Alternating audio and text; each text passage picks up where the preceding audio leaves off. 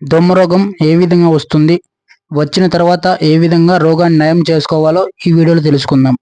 గొర్రెలు మరియు మేకలకు ఎక్కువగా ఈ దోమ రోగం రావడం వల్ల చనిపోతుంటాయి. యాంటీబయాటిక్స్ అలాగే యాంటీ ఇన్స్ట్రుమెంట్ ఇంజెక్షన్లు అనేవి వేస్తుంటారు. వీటి వల్ల కొంత రోగం నయమవుతుంది. కానీ ఎప్పుడైతే జీవాలకు దోమ రోగం వస్తుందో చాలా వరకు జీవాలు చనిపోయే అవకాశం ఉంటుంది. గొర్రెలు మరియు మేకలకు ఈ దోమ రోగం పాస్టరెల్లా మల్టోసైడా అలాగే పాస్టరెల్లా హెల్మోటికా అనే బ్యాక్టీరియా వల్ల వస్తుంది. ఎప్పుడైతే ఈ బ్యాక్టీరియా జీవాల శరీరంలోకి వెళ్ళినప్పుడు రక్తంలోకి ఎండోటాక్సిక్స్ని రిలీజ్ చేస్తాయి. ఈ ఎండోటాక్సిక్స్ ముఖ్యంగా రక్తం ద్వారా ఊపిరితిత్తుల్లోకి చేరి ఊపిరితిత్తుల్లో నీరు అలాగే ఊపిరితిత్తుల ఇన్ఫెక్షన్కు దారితీస్తుంది.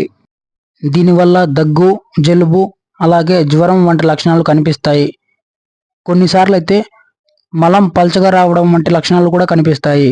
ఈ వ్యాధి ఎక్కువగా కొత్తగా కొనుగోలు చేసి మందులు కలిపిన జీవాలకు సోకుతుంది.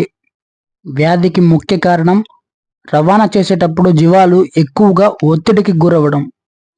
ఎప్పుడైతే జీవాలు ఒత్తిడికి లోనై ఉంటాయో వాటి యొక్క రోగ నిరోధక శక్తి తగ్గి ఈ బ్యాక్టీరియా తన సంఖ్యను పెంచుకుంటుంది.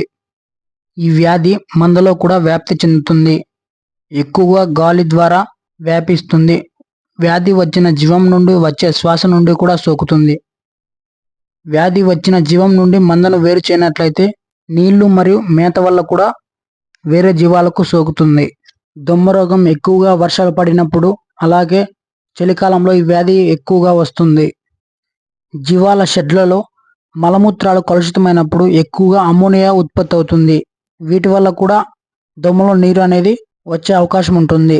జీవాలు గుంపులుగా కలిసి ఉంటే వ్యాధి వచ్చిన జీవం నుండి వేరే జీవాలకు ఈ వ్యాధి సోకుతుంది. ఈ వ్యాధి లక్షణాలు చూసుకున్నట్లయితే దగ్గు, జలుబు మరియు అధిక జ్వరంతో బాధపడుతుంటాయి. ఊపిరితిత్తుల్లో నీరు చేరి ఇన్ఫెక్షన్ అయి ఉండడం వల్ల జీవాలు నోటి ద్వారా శ్వాసను తీసుకుంటాయి. అలాగే జీవాల ప్రేగులో ఇన్ఫెక్షన్ ఉండడం వల్ల మలం పల్చగా పడడం వంటి లక్షణాలు కూడా కనపడతాయి. ఈ వ్యాధికి చికిత్స చూసుకున్నట్లయితే యాంటీబయోటిక్ అలాగే యాంటీ హైమెటిక్ ఇంజెక్షన్లు ఇస్తుంటారు. ఈ ఇంజెక్షన్లు స్టార్టింగ్ స్టేజ్ ఇన్ఫెక్షన్ని తగ్గిస్తాయి. కానీ హై స్టేజ్ ఇన్ఫెక్షన్ ఉన్నప్పుడు మాత్రం సెఫోఫెరాజోన్ ప్లస్ సల్బాక్టమ్, సెఫోఫెరాజోన్ ప్లస్ తాజోబ్యాక్టమ్ అలాగే సెఫ్త్రియాక్సోన్ ప్లస్ తాజోబ్యాక్టమ్ వంటి ఇంజెక్షన్లు బాగా పనిచేస్తాయి. అలాగే ఊపిరితిత్తుల్లో ఉన్న నీరు పోవడానికి ఫుర్సోమైడ్ ఇంజెక్షన్ ఖచ్చితంగా వేసినట్లయితే ఊపిరితిత్తుల్లో ఉన్న నీరు బయటకు వెళ్ళి శ్వాస తీసుకోవడానికి ఇబ్బంది ఉండకుండా చేస్తుంది.